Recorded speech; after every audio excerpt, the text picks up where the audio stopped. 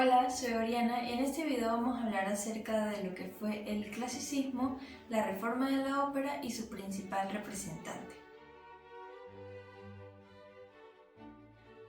En el ámbito musical es un estilo de la música culta europea que se desarrolló entre los años 1750 y 1820 y resaltan compositores bastante reconocidos como Joseph Haydn, Mozart y Beethoven, teniendo sus grandes centros de difusión en Berlín, París, Mannheim y sobre todo en Viena. El siglo XVIII se caracteriza porque comienzan a nacer las ideologías que luego le darían lugar a lo que es la Revolución Francesa. También es conocido como el siglo de la Ilustración. Esto implica un gusto por lo natural, lo equilibrado y lo claro, además del rechazo de lo artificial y lo excesivamente sofisticado que se venía dando en diferentes áreas, inclusive en la música barroca. Además, podemos mencionar que en este periodo nace el debate de si la música realmente es algo unido a la razón o al sentimiento. Otra característica que podemos mencionar de este periodo es la división por gustos que hubo entre lo que sería el estilo de la ópera seria francesa con el estilo satírico de la ópera italiana que iba tomando fuerza. La ópera es una composición dramática y musical en la que un texto dialogado se canta y se acompaña con escenificación y orquesta. En el tema de las óperas tenemos a Christoph Willibald Gluck. Se le considera como uno de los compositores más importantes de ópera en el clasicismo a mediados del siglo XVIII.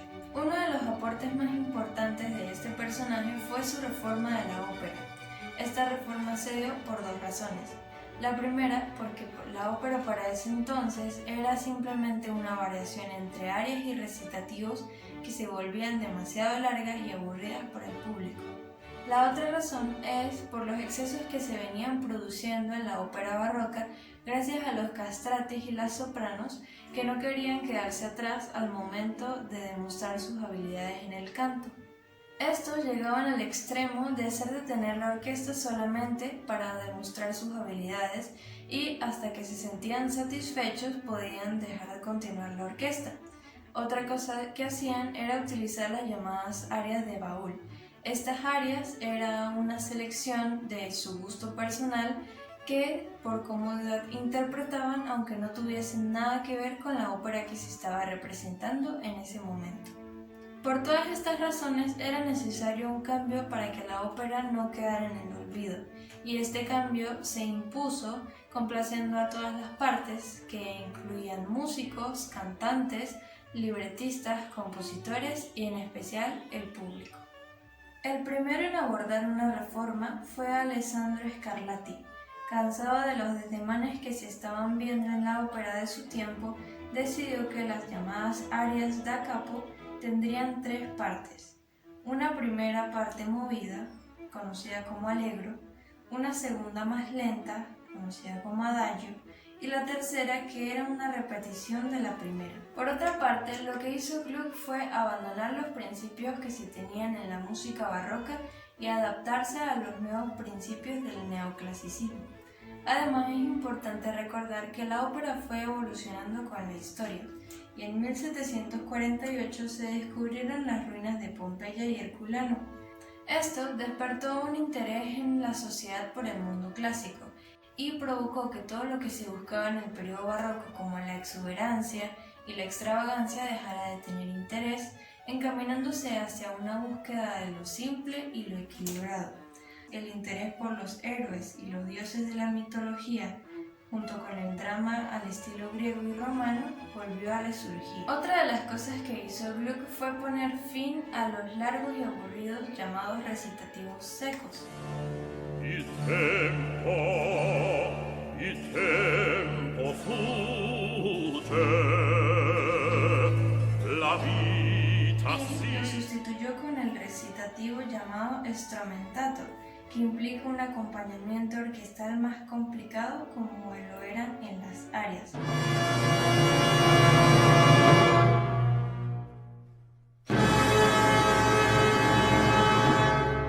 Con Giovanni cenarteco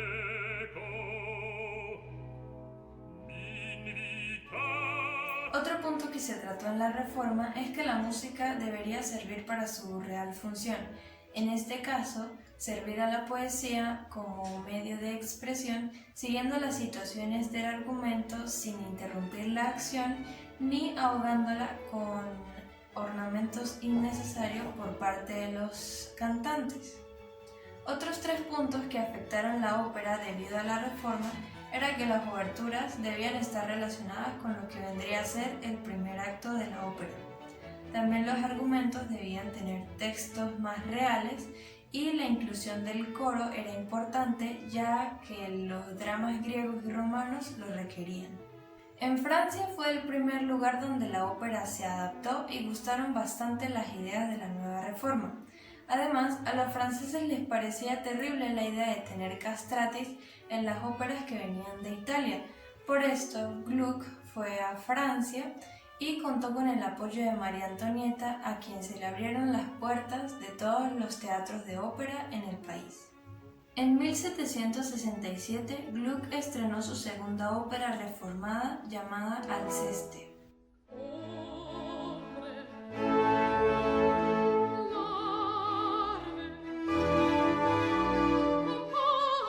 El prefacio de esta ópera es considerado uno de los documentos más importantes y famosos en la historia de la música, ya que es en donde enunció sus teorías de reforma.